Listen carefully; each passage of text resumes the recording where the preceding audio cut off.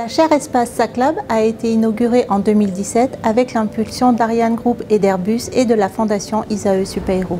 Les thématiques de recherche que nous nous sommes fixées concernent les concepts spatiaux avancés, c'est-à-dire la conception des systèmes spatiaux pour un horizon de temps au-delà de 15 ans. Les thématiques que nous abordons sont les débris spatiaux, le service en orbite, la fabrication et l'assemblage dans l'espace, les bases habitées et les stations spatiales, l'interaction homme-rover, la météorologie de l'espace et les lanceurs réutilisables à travers les nouveaux systèmes de transport. Dans le cadre des activités services en orbite du SACLAB, je m'intéresse essentiellement à l'optimisation des opérations de rendez-vous. Rendez-vous entre la future station spatiale internationale qui devrait être autour de la Lune et le vaisseau spatial Orion qui servira entre autres pour les missions lunaires Artemis de la NASA. Il s'agit d'assurer les fonctionnalités essentielles en fait, pour s'installer durablement sur la Lune.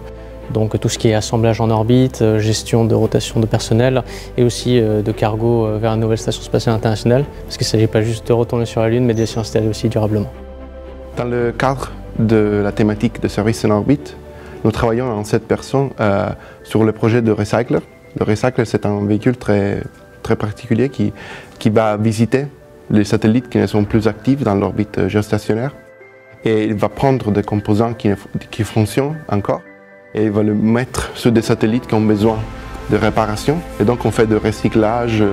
Mon travail dans l'équipe, c'est de faire l'analyse des missions et de regarder la trajectoire entre les différents satellites pour maximiser le nombre de réparations qu'on va faire et minimiser aussi le coût.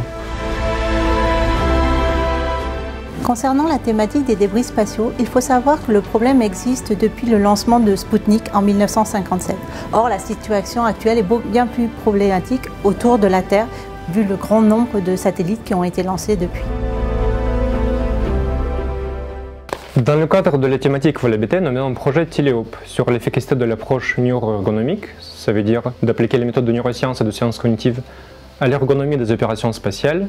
Et nous étudions comment cette approche peut être efficace sur l'activité et les performances des spationautes et des cosmonautes.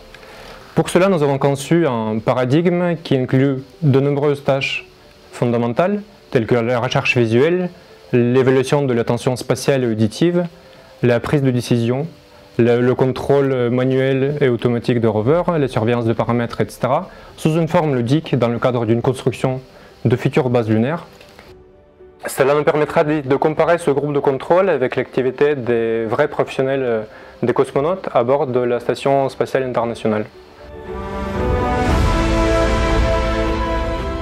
Une des thématiques sur lesquelles on travaille au sein de la chaire SACLAB est celle des lanceurs réutilisables. Donc quand on parle d'un lanceur réutilisable terrestre, une partie où tout le lanceur est récupéré et rapporté sur Terre pour être réutilisé pour un autre lancement.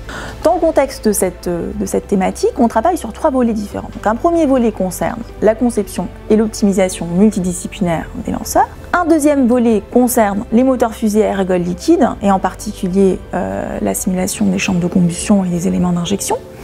Et un troisième volet concerne la gestion de propergol cryogénique en microgravité. Nous travaillons aussi au SACLAB sur le design de lanceurs lunaires. Nous étudions toutes les propriétés du lanceur comme la trajectoire, la structure et la propulsion.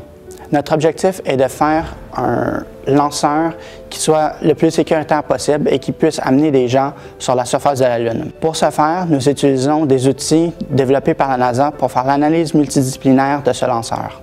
Nous sommes désormais à mi-parcours de la chaire Espace SACLAB.